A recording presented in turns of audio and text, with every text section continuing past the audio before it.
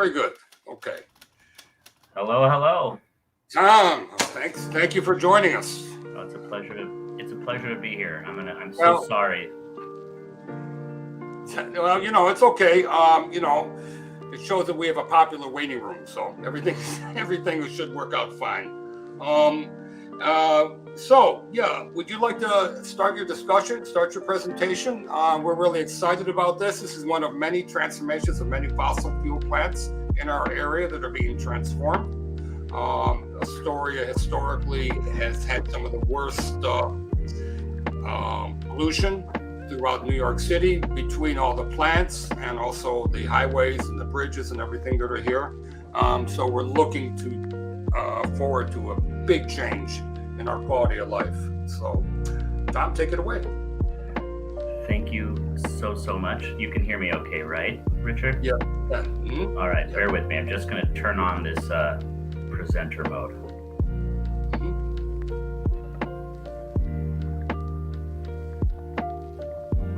Okay.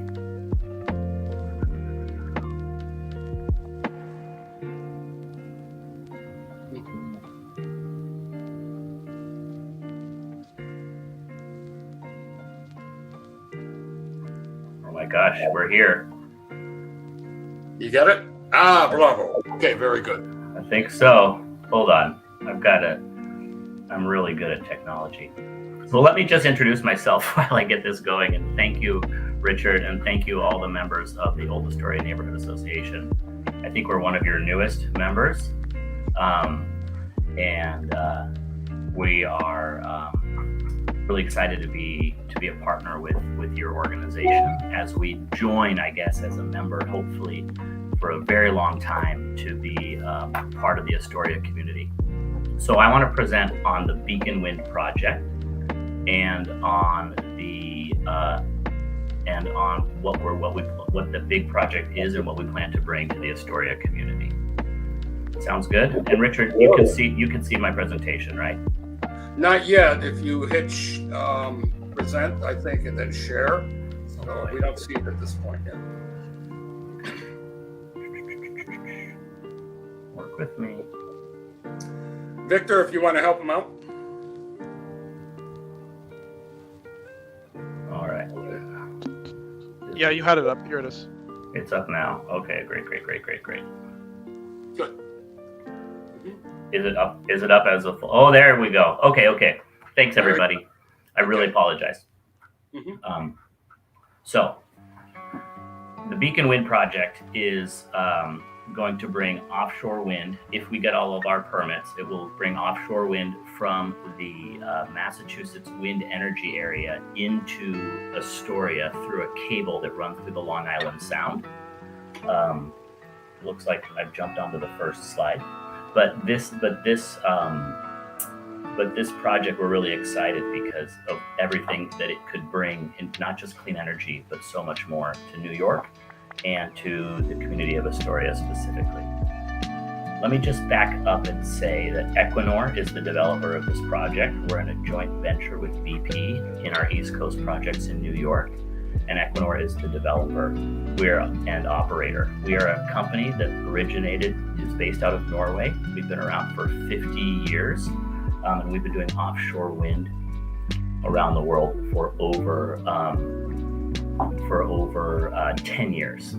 And we're really excited to be bringing these projects into New York as our first offshore wind projects in the United States. As you can see on this map, we've been operating all over the world, and we also just won a lease from the federal government to develop floating offshore wind off the U.S. West Coast. The main point to say here is Equinor is a company with a lot of expertise in complicated mega projects, but also in offshore wind. And we leverage that experience to bring this industry to the U.S. It's a new industry in the U.S., but it's not a new industry. And we are really excited to be a key player in that. Well, it looks like and now on this slide, you can see, wait till it loads up. On this slide, you can see our offshore wind projects in the U.S. Northeast. The Beacon Wind 1 project is that dark chevron of red in the center of the screen. Beacon Wind 1. It is alongside it is the Beacon Wind 2 project, which is not developed and is currently looking for a home. Our project is being developed with the Empire Wind 1 and 2 projects. Let me see if my mouse works if I wiggle around. The Empire Wind projects on the south of Long Island. And together, these three projects, so Empire 1, Empire Wind 2, and Beacon Wind 1, being developed by Equinor and BP, will bring 3.3 gigawatts of clean energy into New York. That's enough to power about 2 million homes.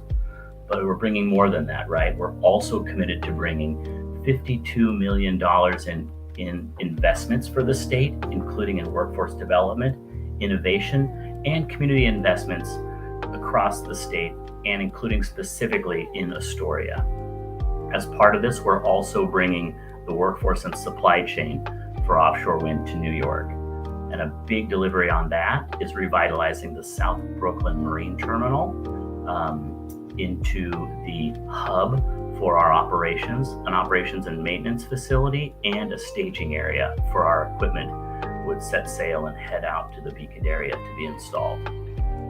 We're also committing $25 million for regional environmental research. One other quick point on the South Brooklyn Marine Terminal, that is also really important, like Astoria, a really important environmental justice community, one that really fought for offshore wind to help transform its community, but maintain its historic industrial character. So they fought against condos, and they wanted offshore wind in a working port facility, which we're really excited to be delivering. So it's a good example of a strong partnership. Looking at the Beacon Wind 1 project overall, that is again the red area on this slide here. It's sitting out in federal waters south of Nantucket and 60 miles east of Long Island. We have been awarded, the project itself is 1.2 gigawatts. That's enough to power about 1 million homes. That's our share of the overall 3.3 gigawatts for these three projects. And we'll be bringing the power in through a submarine cable through federal waters, that's the blue line, and then through New York State waters of the Long Island Sound, that's the black line, weaving in through the East River and coming in at that area in the Ditmar Steinway facility, that Astoria Power Complex. As I mentioned, the South Brooklyn Marine Terminal will be the operations and maintenance facility, which means that there won't be a lot of heavy activity industrially in Astoria for this project. It'll all be staged out of South Brooklyn and pass around on the other side of Long Island and not come into the Sound for the development and maintenance of the wind towers themselves. It will be operational, again, if we get all our permits, in the late 2020s, in the 2029 timeframe. Going into a little bit more detail, for those who aren't familiar, a quick overview of how offshore wind power works. Now, wind power blows stronger and more consistently offshore than onshore. So as a power resource, it's much stronger than wind resources on land. That's obviously because there's not a lot of things in its way. But it also blows more strongly during peak energy use. If you know, when the wind picks up along the shore in the evening and in the morning, as the temperature moves, the sun goes down or comes up, that peak energy period is also a peak demand period for consumers. And therefore, yes, it's an intermittent power source, but it actually is intermittent very much along sort of the patterns of human usage. And it's an excellent source, therefore, for large coastal population centers, which have a lot of demand, particularly during those times. Let me stress, of course, this goes into the grid, and it just comes out as a regular part of the electrons that you use every day in your homes. So, but it is great because it does help provide some of those peak needs. And the project itself sits out in federal waters. That's the bottom part of this image. Power comes in to an offshore substation where it's all put into one cable, runs just below the surface of the ocean, a few feet deep, in a buried trench, comes onshore into a substation onshore, and then is handed off to the grid operator. So it kind of it crosses federal into state and local jurisdictions. So we've got a lot of complicated permits and approvals to manage. That you may be asking, why bring the cable such a long way rather than, say, going into Long Island or into Connecticut and then just plugging into the grid from there?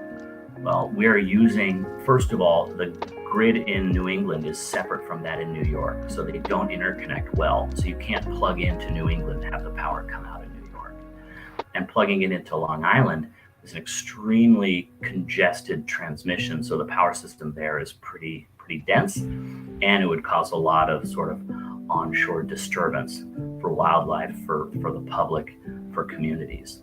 What we've designed is a high voltage direct current cable, so HV power as opposed to AC power, that minimizes the number of cables you need and can be brought in one small delivery very safely and securely, and connect coming ashore at previously developed industrial land at the Astoria Power Complex in Queens. You can see the little map showing the route that we intend to bring the power along through the Sound and then through the East River, right there to the Ditmar-Steinway area. About that interconnection in your neighborhood, we entered into a binding agreement with NRG to acquire its Astoria facility. You know, that is the peaker plants that they have there. They are to be decommissioned. I think they ceased operating. Their permits expired at the very end of April, May 1st. NRG will decommission that site and then hand it over to Beacon Wind. And Beacon Wind will begin enabling work to prepare that land only in the beginning of the first half of 2025, pending our permit approvals. What you can see on this image here, that sort of gray splotch with this little building with the Equinor logo on it, that gray splotch kind of indicates all the land that we've acquired from NRG. What used to be there were 4 little peaker plants and 2 big storage tanks for kerosene, which the peaker plants would run on if their natural gas wasn't available. Now, we're really aware of the legacy of energy in Astoria, and we're really excited that what we are bringing is the facility we will build there is going to be a converter station where we step down that power from a high voltage and turn it into an AC power that can go right into the grid. So it'll be a fairly not a big deal, not an invasive site, but it will sit there where those plants used to be. And all of this land, you're probably more familiar with it than even I would be, but you can see that that's all private land that various utilities and companies own and operate their projects on, with the neighborhood, communities, housing, all just behind it. So this would all be outside of the public view for the most part, but we're still looking at trying to build an aesthetically pleasing facility there. Happy to talk more about that in Q&A later on, but I just want to keep continuing on. You see we have a photo in the screen of Senate Majority Leader Schumer, Assembly Member Mamdani, some other members of the community, with our Equinor Senior Vice President Molly Morris in the little blue jacket right up on that red field there. We had a really exciting event in Queens at Custa's Place in early February, announcing a $1.75 million investment in the community in the form of helping to rebuild and modernize that Friday Boys and Girls Club facility, but also in investing in a science and technology center where we will be supporting curriculum development. So that's a way not only to sort of help the youth directly and be a presence there, but also to help lay the groundwork for that workforce of the future, that when these projects come online and when they operate for at a minimum of 25 years, that's the generation that should have the opportunity to work on in this industry. So we also are committed to helping be a good local presence, but also help make sure that opportunities and pathways into this new offshore wind industry are available to the community. This is a chart just to show the permit process and the engagement that we've been taking from the beginning of our presence all the way through to now, and then through the construction, fabrication, and lifestyle of the project. So that red line along the bottom shows in 2019 we were awarded that offshore acreage, that plot of the ocean to develop a wind project in. In that same year, we started doing aerial surveys to understand the impacts on wildlife. And then the next year, we started doing surveys to understand marine wildlife and to understand sort of the characteristics of the sea floor, the wind and everything else, to understand how best to build our project in a minimally invasive way at the highest level of quality and safety. We're now, where you see that yellow line, Beacon Wind is here, we are looking to working on federal and state permit processes. And we hope to have those approved by 2025. And then only then, if those are approved, we could start the construction and fabrication of our project and put it in the water. And throughout this whole process, we're really committed to continuous stakeholder engagement, to closely managing and understanding and technically mastering the work ahead of us, as well as conducting really robust environmental assessments. These all include a lot of public review and public hearings. I stress this element because the state and federal permit processes, yes, they're boxes to check, you could say, but they're also ways we demonstrate what we're doing is in the public interest. If the government helps to bless these projects and they ensure robust public involvement in the process, then that I think is an important way to signal the approval to go forward. So that's why we respect this process so much. Not only to do the right project, but to do right by the people of New York like yourself.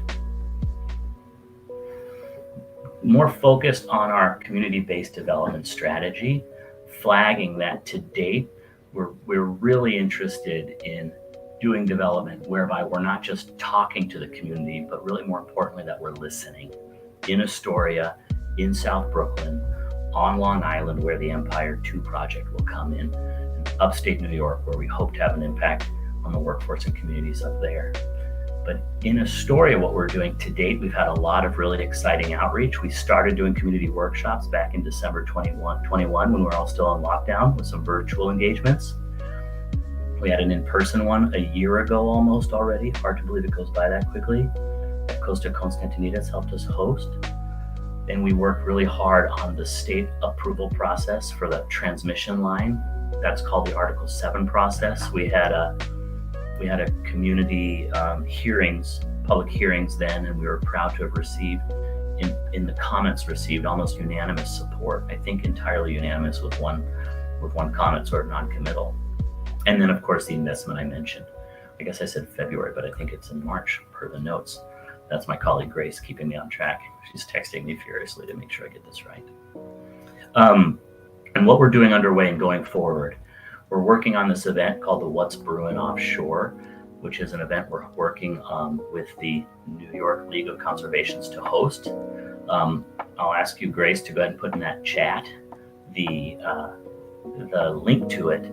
But that's an event where people can come, have a beer or two, and we'll present the project to you. Hopefully have some community leaders come and speak to it as well, where you can get to know us, some of the members of us working on this project, and to find out more about it. We're also scoping out opportunities where we can participate in what we call pop-up events, meaning like, if there's a farmer's market or something in the community, we could have a table there, like the Soil Jam at Socrates Park recently. Let us know if you have those sorts of opportunities, or if there's a place where you're looking for volunteer support. We've got a lot of people living in the community in New York who might be able to come by. And we're also really working on targeted meetings with community leaders and others, and we really look to leaders like Richard to help us understand who are the people in the community we need to talk to, what are the questions and concerns people may have around offshore wind, that sort of thing. And we've also launching other initiatives for our sister project, like the Ecosystem Fund, and that we're doing jointly with our Empire Wind project, like the Innovation Hub. And those are projects that are sort of located out of Queens. No, they're located out of South Brooklyn, but they're really exciting opportunities for people who want to do tech innovation work or who want to get into our supply chain can apply for opportunities. All of this you can find on our website at beaconwind.com. Looking ahead, we've got this 2-year federal permitting and public scoping process. We're hoping that the federal government, the agency BOEM, Bureau of Offshore Ocean Energy Management, will issue a notice of intent to file an environmental impact assessment for us. And that will kick off a 30-day public comment period and some public hearings. We will let you guys know when those are so you can participate and hopefully give your support, but definitely come and scrutinize what we're doing and be participants in that federal process. We're also looking to launch something we'd like to call the Astoria Community Advisory Committee, which is a way, sort of an informal but structured way we could meet with different members of community, certain leaders, demonstrating different walks of life across the Astoria community, sort of for regular interfaces, like on a quarterly basis, to share updates about the project, but also for the community to share updates about what's going on so we can stay as closely connected as possible. We're looking at other partnerships and sponsorships that we can make, that we can invest in Astoria to deliver in different areas like early education, like greening in the community, like immediate support, other ways we can help with weatherizing buildings, and supporting activities in the youth, and other ways to sort of just help demonstrate our commitment to being not just in the community, but being a member of it. So this Gen Next program is a good example of that, which maybe Grace, if you're here, you can also post that into the chat. But that's a regional education and training program where we work with top leaders in workforce training, in supporting unions to really help create the workforce that will be part of the supply chain for this offshore wind industry, of which we hope Equinor will be in for a long time, but of which Equinor will just be a small player overall. That's really my presentation overall, Rich. Why don't I stop sharing? And I'm happy to take any questions from you or the audience. I also have my colleague. I should have introduced myself. I didn't at the top. I'm the stakeholder manager for the Beacon Wind project. I've been at Equinor for 5 years. Background in foreign policy, but really excited to be also working on energy transformation locally in the U.S.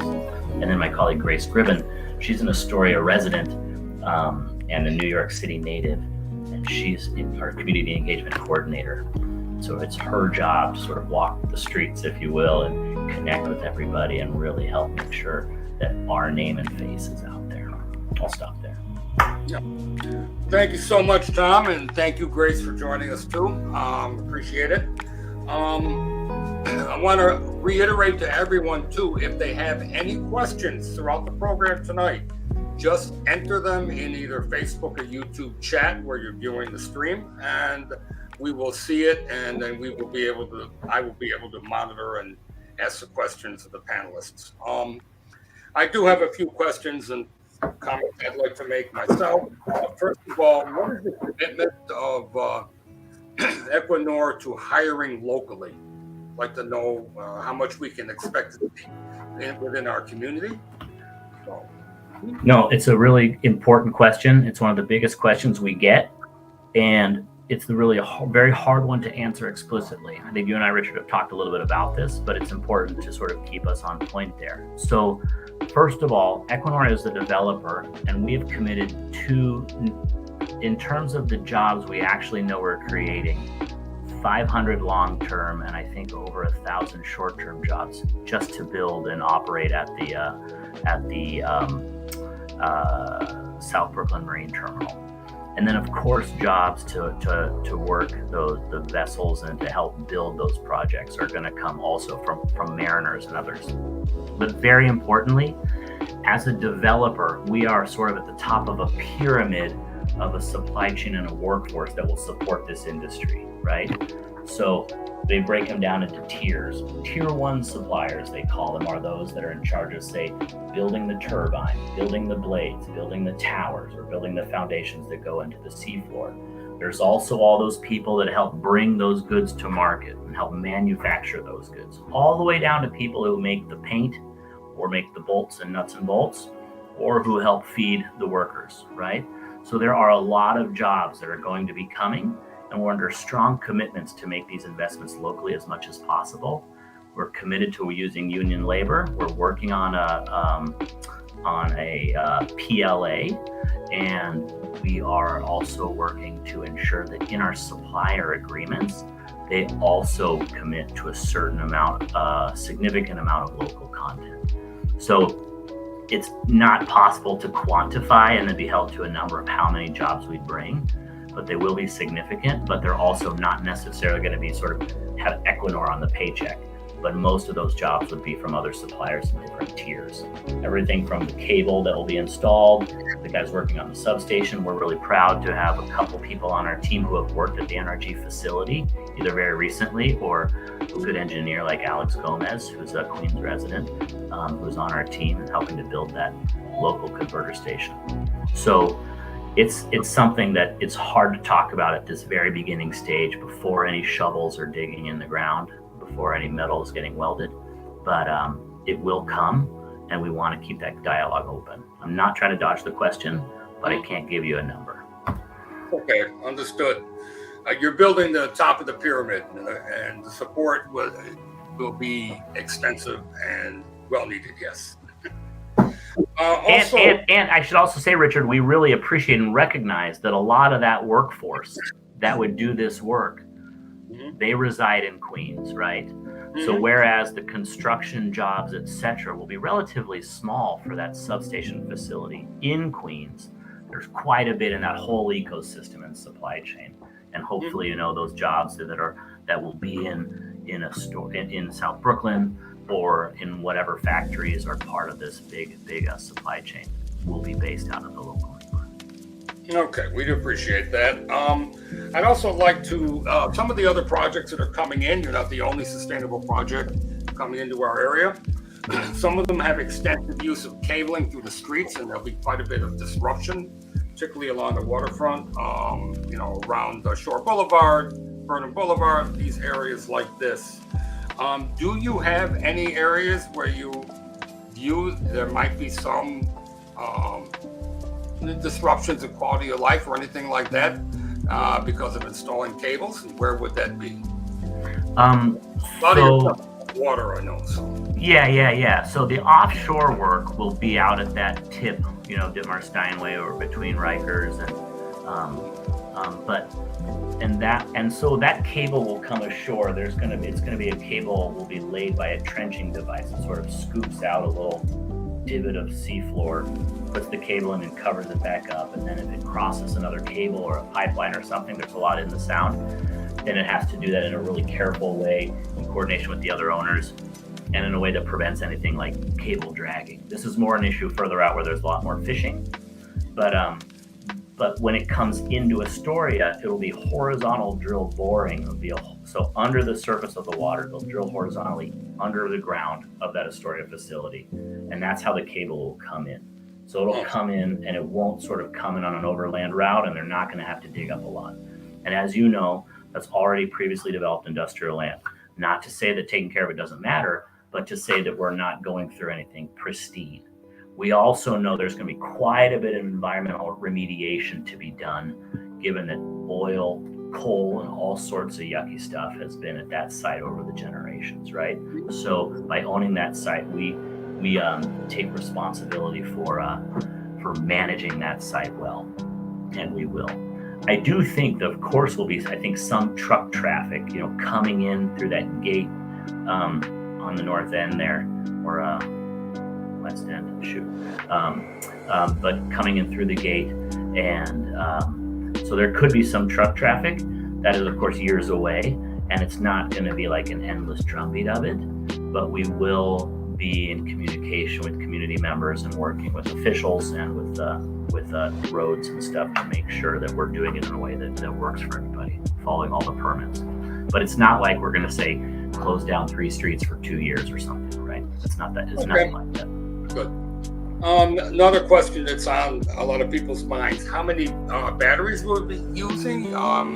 What's the latest information on the safety? Obviously, there are big issues with the smaller batteries that are on our scooters and motorcycles. Yeah, no, that's a really good question. And a question, say, from Florence on the community board is sort of also asking, why are you building all this in the wrong order? Shouldn't we start with why do we have all the electric cars on the streets with all these batteries and stuff without clean energy to plug them into? And she expressed a lot of concern and anxiety in the community about battery storage. This project, as it is now, does not include battery storage. It's the substation and it plugs in. Yes, there's extra land there, but we've also bid in Beacon 2. I should have mentioned that second part of the lease area.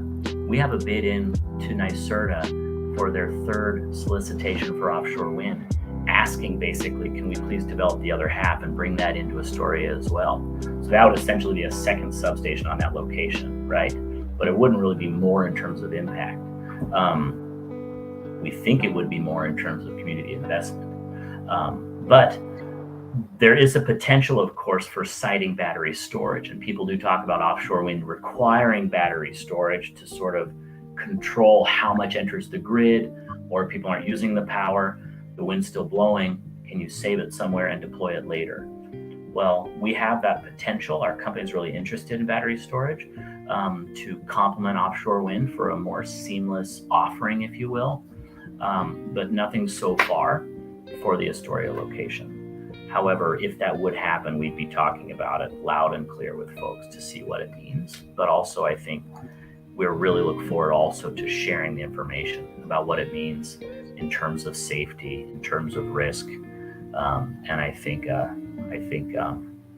all those can be managed really, really well. It's just a matter of clear and open information dialogue, which will do. Yes, that is important, I think, and we also hope that the new technology is developed where they end up being much safer.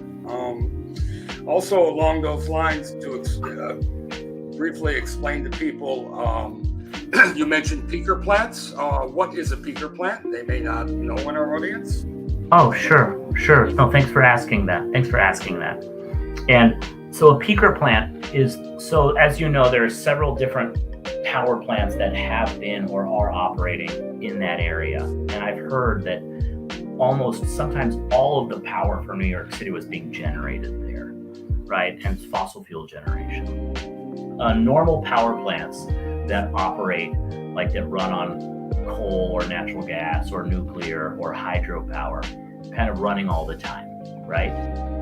And then if there's a lot more demand in the public, those big plants have a hard time, say, ramping up quickly. Meaning if there's more demand, if one more TV plugs in, that means a power plant somewhere has to turn up one more TV worth of power. If people are all coming home from work at the same time, microwaving the dinner, putting the kids in front of TV like I do, or ramping up the air conditioner, right? That creates a surge. That's called peak demand. That's when it's the highest, right? It's low at night, it's kind of low at noon. But when everybody is moving around from work to home, that's called peak power. And so they have something called peak power plants to deliver what they call them peaker plants to deliver that peak power. And these are power plants that can turn on and off really, really quickly. Mm-hmm. And NRG had them there in Astoria. And so they basically turn on and off really fast. I get gas power, or if it's an emergency and gas isn't available, it has a kerosene tank, not as pretty, but would work. And so the peaker plant is a fossil fuel power plant that turns on and off depending on demand. So It would surge. And I guess, if it's really, really hot out and a lot more air conditioners are on, then those things might be running full blast. And that would be adding, I think, to air quality issues. Yeah, we have a lot of those here. I think that also Big Alice was a similar plant, which is now they're working on converting that one also. The Big Alice is the 3 stacks that are down by Queensbridge. Also, I looked in the chat and from Grace, okay, if you see, she says, announce GE Next, Cradle to Career Initiative to promote offshore wind education and regional training opportunities in New York. If you could explain a little bit about what she's discussing here, that would be great. Yeah, let me try to open that up just so I speak to it properly. So, we've got a few different members of our team, and this Gen Next initiative is basically, in addition to the community engagement work, one second. So in addition to the engagement we're doing in the communities, we're also committed to spending a certain amount, or at least a really strong amount of money to do cradle to career initiatives promoting offshore wind education and regional training in New York. And so we're looking to develop pathways and career opportunities to the current and next generation of workers on Long Island, in New York City, and in the capital region, Albany. We announced this at a Minority Millennials We Are the Future Summit on Long Island last month. And we're really excited to demonstrate the expectation is there from the public, from the state. If you're bringing offshore wind, where are the jobs? Where's the supply chain? Well, how does this chicken and egg dilemma, right? How do we get that going as well as these projects going? These projects aren't going to be operating until late 2020s, but we really want to show now our interest in making sure that workforce and supply chain are established, and that they're established locally, and that they're done in an inclusive way that recognizes and mirrors New York's diversity. Okay. So that's what it's about. And there's a link in there. Everyone can click on it to sort of see what it consists of. It's on our website as well. Good. And if Victor, if you can include that link in the chain, that would be great. So I think at this point, I think that we need to move on to the rest of our program. You did a great job. The big changes that I'm seeing in Astoria that we're all seeing is really amazing. It's going to transform our entire community. And I'm glad that you're becoming part of it. And we would like to offer anything that we can do to help facilitate this. All yourself and sister companies that are also involved in sustainable power. And one other thing I know you suggested at one point, getting involved in some of the local events down here. Well, as a matter of fact, we have on the 17th of June, clean up at Whitey Ford Field, which is right on the waterfront. So if you guys want to join us, we'd sure be happy to have you. Noted. Okay. See you guys there. Thank you so much for taking the time. And thank Grace. Everyone for joining us also. And we will see you very soon. Have a great evening. Thank you. Thank you. Bye-bye.